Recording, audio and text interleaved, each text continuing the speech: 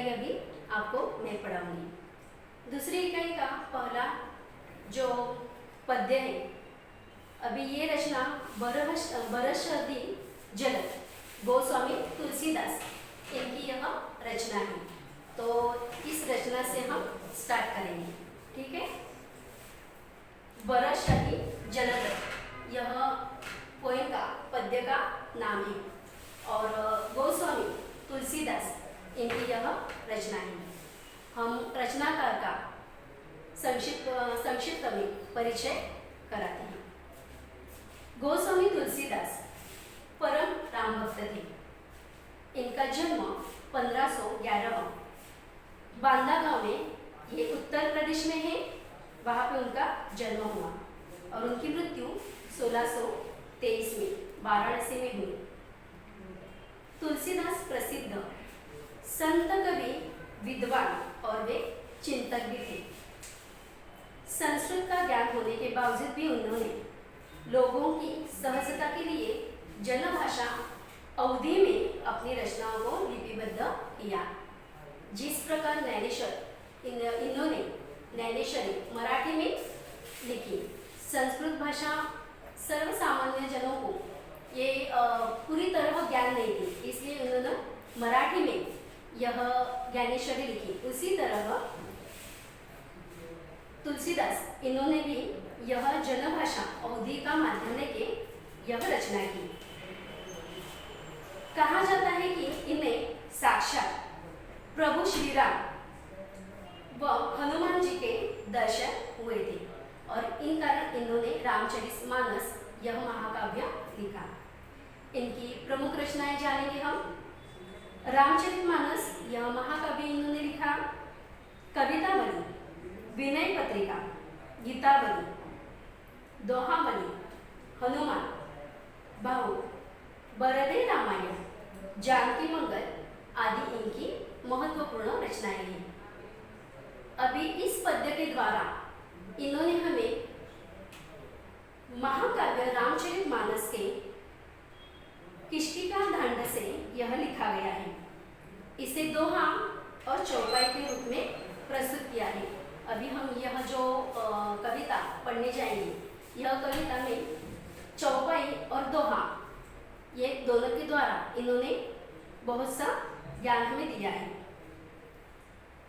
यहाँ कवि ने चौपाई के पहले विभाग में भगवान श्री राम और सीता के वियोग का बहुत ही सुंदर मार्मिक चित्रण किया है, जबकि दूसरा जो विभाग है चौथाई और दोहे का, इसमें परोपकारी मनुष्य के बारे में इन्होंने बताया है। इसके अतिरिक्त पहले दोहे में कवि ने पाखंडी मनुष्य और दूसरे दोहे में कुपुत्र इसके बारे में बताया है। कुपुत्र होने के कारण, उसके व्यवहार के कारण वो किस प्रकार कुल का नाश होता है, ये उन्होंने बताने का प्रयास किया है। तो अभी हम दोहे और चौपाई से शुरुआत करेंगे।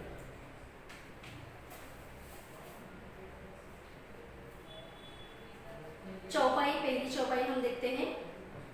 घन घमंड नभ गर्जत घोरा, प्रियाहीन तड़पत मन मोरा, दामिनी दमक रहही घन माही, खलके प्रीति जता थिर नाही, बरषहि जलद भूमि न्यराई, जथा नवहि बुध विद्या पाई, बूंद अघात सहही गिरी कैसे, खलके बचत संत सम जैसे, क्षुद्र नदी भरे चले तोराई, जस थोरे हो धन खल इतराई, क्षुद्र नदी भरी चली तोराई, जस थोरे हो धन खल इतराई, भूमि परतहा ढाबर पानी, जनु जीवही माया लपटानी, समिति समिति जन भरही तालावा, जिमी सद्गुण सज्जन पही आवा,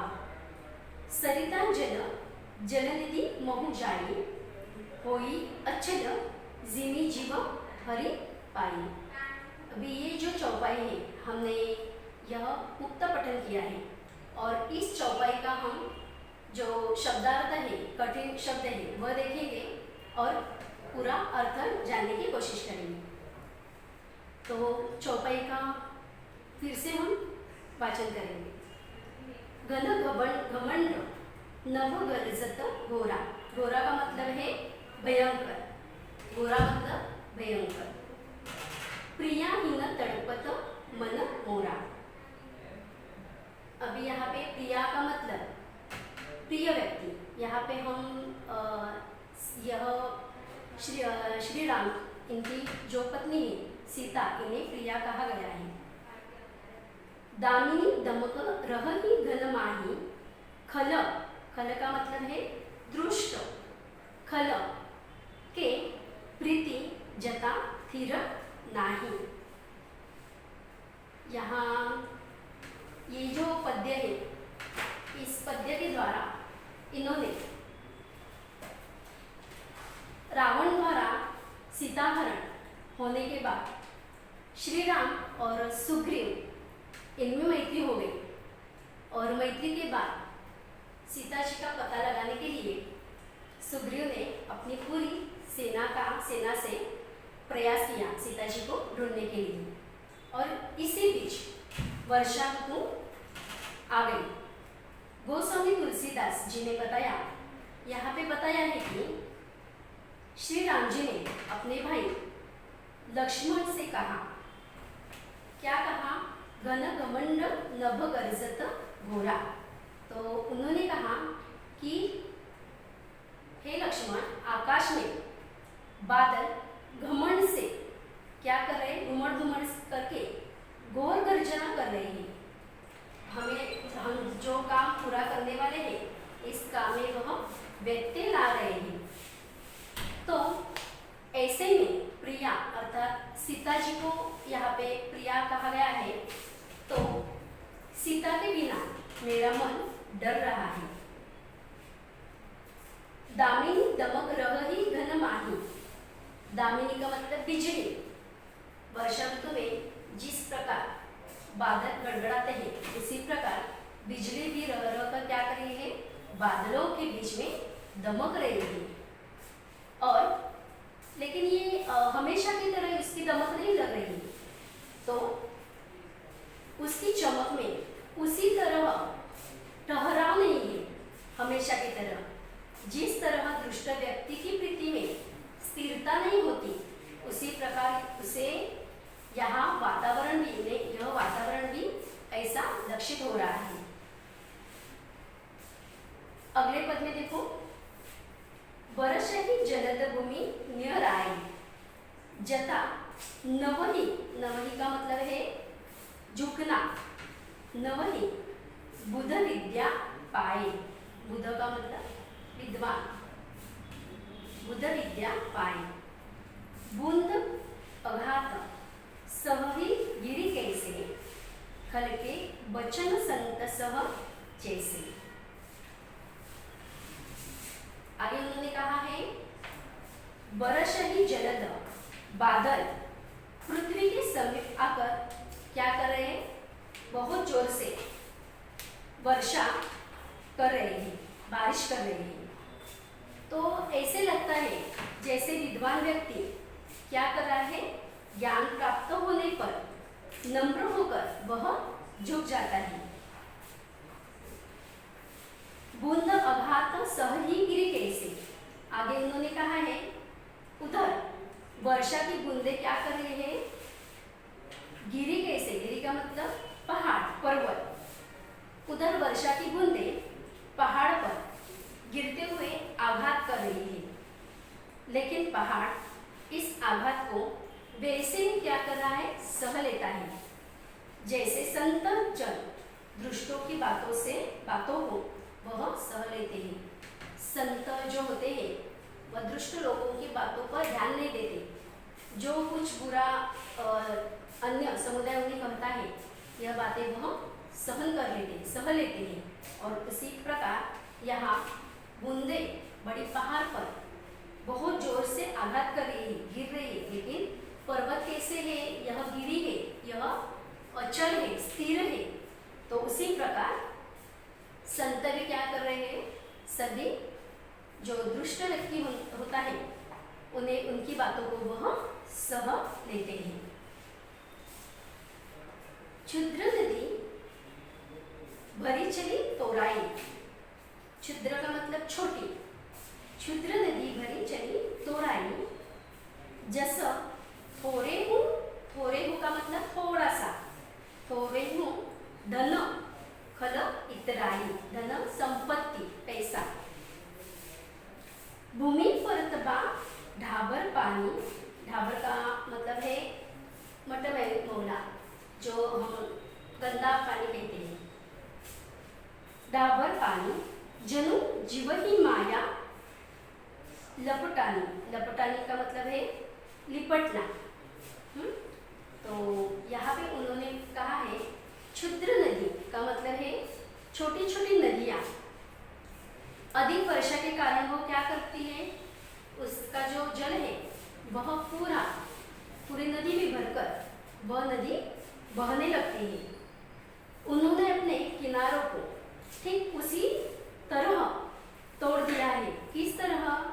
जैसे दुष्ट जन थोड़ा धन प्राप्त करने के बाद उन्हें बहुत गर्व होता है, अभिमान होता है, और वह अपनी अभिमानी में होकर सीमाओं का उल्लंघन करते हैं, सीमाओं को ध्यान में नहीं रखते। तो उसी प्रकार यह नदियाँ भी अपना किनारा छोड़कर आगे बह रही है। यहाँ बारिश का जल जमीन पर गिरते ही पूरा गंदा हो गया है।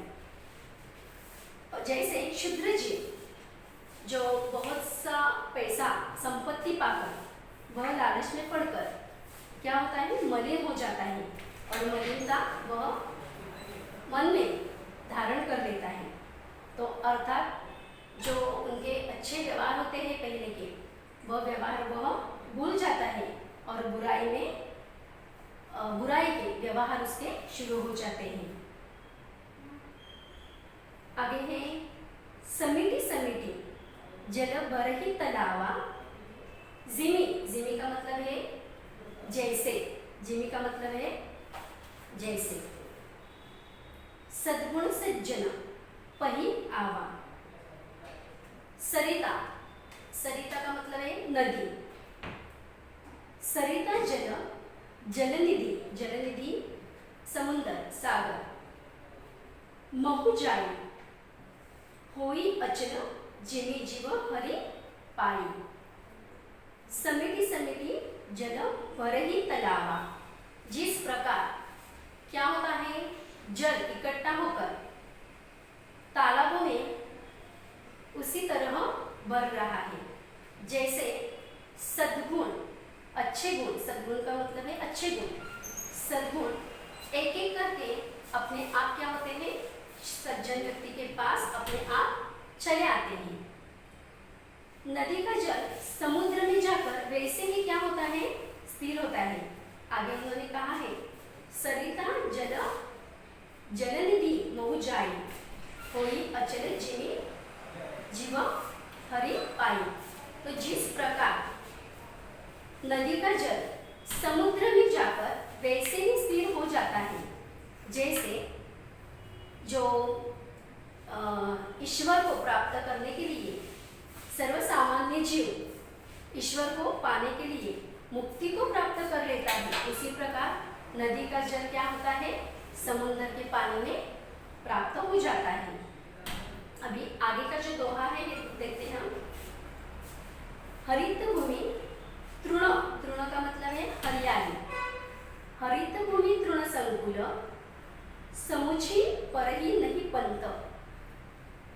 पथ जिमी पाखंड विवादते लुप्त, लुप्त का मतलब है गायब होना। लुप्त होई सद्ग्रंथ।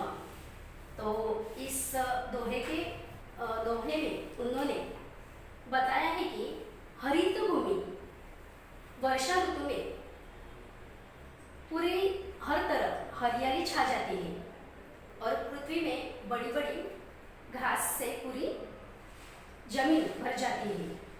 अब हर तरफ हरी हरी घास हो जाने की वजह से पूरे जो रास्ते हैं, पंथ है, जो चलने के लिए इस्तेमाल किए जाते हैं वे पूरे रास्ते क्या हो जाते हैं, हरियाली के कारण लुप्त हो जाते हैं, बंद हो जाते हैं, गायब हो जाते हैं।